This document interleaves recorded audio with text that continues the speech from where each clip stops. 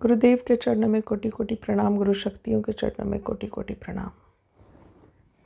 आज हम आषाढ़ी एकादशी, आषाढ़ महीने के शुक्ल पक्ष का जो 11th डे है आषाढ़ी एकादशी, और उसको देवशयनी एकादशी भी कहा जाता है। इस दिन से चातुर्मास 4 मंथ्स का टाइम भी शुरू होता है, जिसे चातुर्मास कहते हैं। ये चातुर्मास पीरियड में कोई भी शुभ कार्य नहीं करते, सिर्फ भगवान के भजन कीर्तन पूजा कथा ये सब किया जाता है। तो क्या रीज़न है इसके पीछे कि कोई शुभ कार्य नहीं होता, या क्या क्यों हम सिर्फ भजन कीर्तन करते हैं, और हमारे बहुत सारे फेस्टिवल्स भी इसी दौरान आते हैं। तो ये सारे फेस्टिवल्स भी हमें उसी डायरेक्शन में ले जाते हैं कि हमें सिर्फ क्या करना है, भगवान की पूजा करनी है, कथा करना है, आरती करनी है, भजन कीर्तन करने हैं। तो what is the significance of this Chaturmas, या आषाढ़ी एकादशी के दिन ऐसा क्या हुआ था कि 4 महीने तक कोई भी शुभ कार्य नहीं होता है। तो देवशयनी एकादशी या आषाढ़ी एकादशी के दिन विष्णु भगवान ने वामन अवतार लिया था, एक छोटे से बौने ब्राह्मण का अवतार लिया था, और दैत्यराज बलि, महाबली जिन्हें कहा जाता है, उनके पास गए और उन्हें 3 पग रखने की ज़मीन मांगी, क्योंकि उनके अत्याचार बहुत बढ़ गए थे और विष्णु जी उसे रोकना चाहते थे। पर वो राजा बलि इतने अच्छे भी थे, उनके गुण इतने अच्छे भी थे कि उन्हें मारना भी सही नहीं होता। तो इसकी वजह सिर्फ अहंकार उनका बढ़ गया था। तो इसकी वजह से जब विष्णु भगवान ने वामन रूप में उन्हें 3 पग रखने की ज़मीन मांगी, तो उन्होंने बिल्कुल भी अच्छे से एक्सेप्ट कर लिया। और जब विष्णु भगवान ने अपना विराट रूप ले लिया, वामन अवतार तो छोटे बौने का अवतार था, और कहा कि अब मुझे 3 पैर रखने की ज़मीन दो। तो जैसे ही एक पैर धरती पे रखा, एक आसमान पे रखा, तीसरा पैर रखने की जगह नहीं थी। तो महाबली राजा ने कहा कि आप मेरे सर पे रख दो। और विष्णु भगवान ने जैसे ही उनके सर पे पैर रखा, वैसे होना तो चाहिए था कि वो मर जाते, पर जिस तरह से सब जानते हुए भी उन्होंने अपना जो प्रॉमिस था कि मैं आपको 3 पग रखने की ज़मीन दूंगा, ये निभाया। तो विष्णु जी बहुत प्रसन्न हो गए, और उन्होंने उसको उनके सिर पे पैर रखा तो सही, पर उन्होंने मारा नहीं, उसे सुतल लोक में भेज दिया। ऐसे पैर रख के नीचे दबा दिया, नीचे से हमारे अर्थ के नीचे 7 लोक है नीचे, तो उसे सुतल लोक में भेज दिया। और उनसे प्रसन्न होके जो जो उन्होंने प्रॉमिस अपना निभाया, उससे प्रसन्न होके उन्होंने उसे सुतल लोक का राजा बना दिया। और बदले में वो बहुत प्रसन्न जैसे हुए थे ना महाबली से, तो बदले में महाबली से कहा कि आपको अगर मुझसे कुछ वर मांगना है तो आप मांग सकते हो। तो महाबली तो थे ही विष्णु के बहुत भक्त, तो उन्होंने क्या कहा, उन्होंने कहा कि मैं चाहता हूँ आप मेरे साथ ही रहो, आप मेरे हमेशा सामने ही रहो, मेरे साथ सुतल लोक में। तो सामने ही रहो, तो उनके दरवाजे पे ही विष्णु जी को रहना पड़ा। अब ये शुरू हो गया देवशयनी एकादशी, आषाढ़ी एकादशी से। अब लक्ष्मी जी और सारे देवतागण परेशान कि विष्णु जी हमेशा के लिए वहीं रह गए, तो फिर स्वर्गलोक में कौन रहेगा। तो लक्ष्मी जी और सारे देवतागण इस बात से बहुत परेशान हो गए, और उन्होंने लक्ष्मी जी को भेजा। लक्ष्मी जी ने कुछ ट्रिक लगाई, युक्ति लगाई, जिसकी स्टोरी मैं आपको रक्षाबंधन के वीडियो में बता चुकी हूँ। और रक्षा सूत्र बांध के महाबली से प्रॉमिस लिया कि विष्णु जी को वो छोड़ दें। तो ये विष्णु जी वापस आते हैं कार्तिक एकादशी के दिन।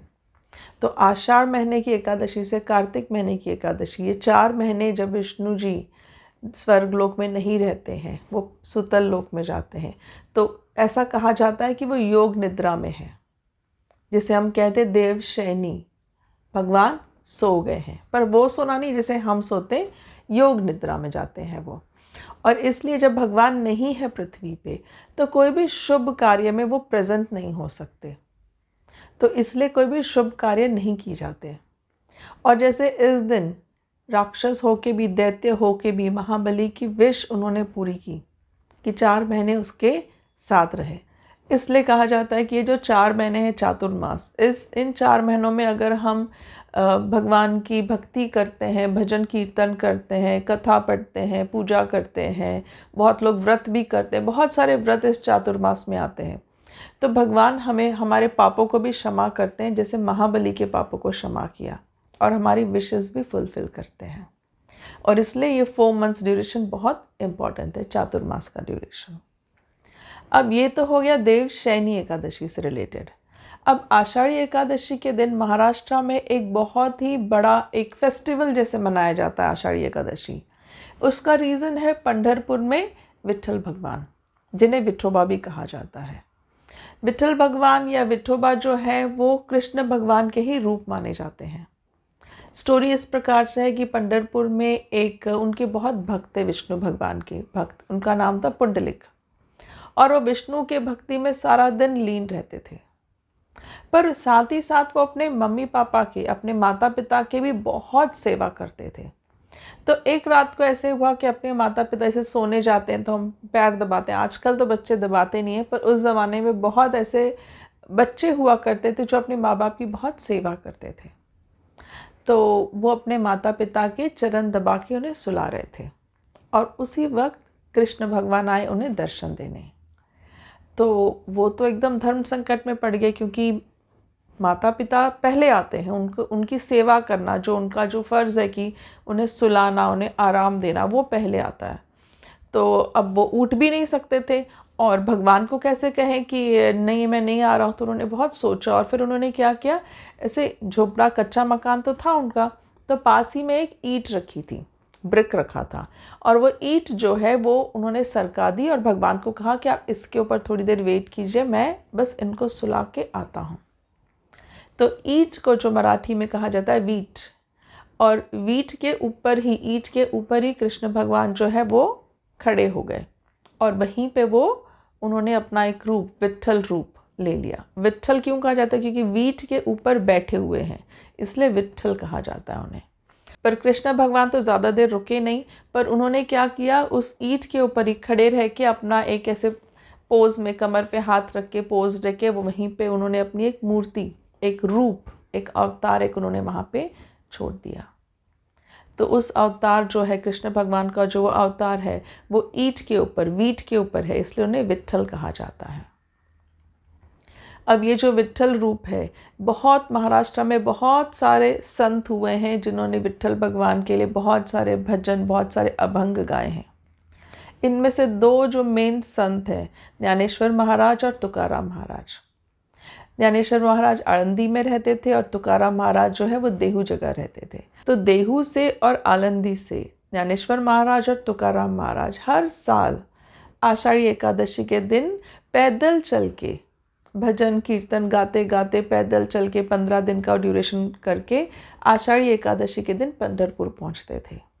और जैसे भगवान को सुलाने आए हैं वो, उस दिन महापूजा होती है। विट्ठल भगवान जो है, साथ में लक्ष्मी माँ जो है वो रुक्मिणी रूप में है वहाँ पे। तो विट्ठल रुक्माई, ये जो उनकी पूजा होती है उस दिन, बहुत महापूजा होती है। और उस दिन से ऐसे कि अब भगवान सोएंगे 4 महीना।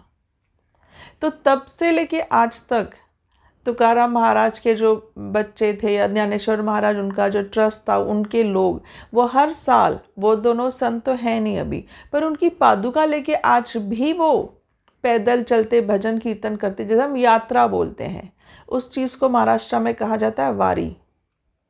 तो ये वारी करते हुए वो लोग पंढरपुर पहुंचते हैं, और इन लोगों को इसलिए वारकरी कहा जाता है। ये एक समाज ही है जो भक्ति मार्ग पे चलते हैं। विट्ठल भगवान की ये भक्त हैं, जो उनके ही भक्ति, भजन, कीर्तन ये सब गाते गाते गाते वहाँ पहुँचते हैं। तो आषाढ़ी एकादशी बहुत ही बड़ा एक फेस्टिवल के रूप में माना जाता है महाराष्ट्र में भी। ये जो वारी निकलती है इनकी पंढरपुर के लिए, तो रास्ते में से कुछ इवेंट्स होते हैं। उसमें से एक बहुत ही फेमस इवेंट है रिंगण। इसमें क्या होता है कि गोल सर्कल में सारे लोग खड़े रहते हैं, बीच में एक ग्राउंड एम्प्टी रखते हैं, और एक तुकाराम महाराज या ज्ञानेश्वर महाराज को जो संत हैं, गुरु हैं, उनको गुरु माऊली कहा जाता है। मतलब वो माँ का दर्जा दिया जाता है गुरु को। तो गुरु माऊलीचा अश्व मतलब वो जो घोड़ा उनका माना जाता है, और वो घोड़े को गोल गोल गोल गोल दौड़ाया जाता है, और वो उसके पैर जहाँ पड़ते हैं वो मट्टी, वो बोलते हैं कि वो जो संत है तुकाराम महाराज, ज्ञानेश्वर महाराज, वो जो मट्टी है उनके पवित्र पैरों के नीचे की, ऐसे मानते हैं। और वो उनके लिए, जैसे हम नहीं भगवान की विभूति लगाते हैं, तो वैसे उस मट्टी को वो लोग विभूति की जैसे लगाते हैं। और दूसरा एक इवेंट है धाव इवेंट। इसमें कैसे है, कहते हैं कि जब संत तुकाराम ने पहली बार विट्ठल भगवान का वो रूप देखा था, उनके दर्शन हुए थे उस मंदिर के। तो जब उनकी नज़र उस पर पड़ी तो वो इतने एक खुश हो गए, कहते ना अंदर से इतने खुश हो गए कि उन्होंने कुछ नहीं समझा, कुछ नहीं सोचा, वो सीधा जैसे दूर से ही मंदिर दिखाई देता है ना, तो वो एकदम भागने लगे। मराठी में जिसको बोलते हैं धाव, भागना। और भागते भागते उन्होंने उस मूर्ति के चरण स्पर्श किए। तो वो जो इवेंट है वो भी एक इवेंट होता है धाव, इसमें रनिंग रेस जैसे समझ लीजिए, पर हर कोई जीतता है, कोई हारता नहीं है। तो इस तरह से आषाढ़ी एकादशी और देवशयनी एकादशी, नॉर्थ में एक और महाराष्ट्र में एक, पर सिग्निफिकेंस एक ही है कि 4 महीने अगले विष्णु जी योग निद्रा में रहेंगे। तो अब ऐसा नहीं है कि विष्णु जी नहीं है तो दुनिया कैसे, इन 4 महीनों में शंकर भगवान का बहुत इम्पोर्टेंस हो जाता है। इसलिए सावन में सारे मोस्टली जो फेस्टिवल्स हैं वो शंकर भगवान के फेस्टिवल्स हैं। समुद्र मंथन जो था वो भी इसी दौरान हुआ था, चातुर्मास के दौरान ही हुआ था। तो गुरुचरणों में यही प्रार्थना है कि ये आने वाला चातुर्मास आप सब के लिए बहुत शुभ हो। आप सब भजन कीर्तन कथा करें और भगवान का आशीर्वाद आपको मिले। आप सबको स्वामी जी का खूब खूब आशीर्वाद। जय बाबा स्वामी।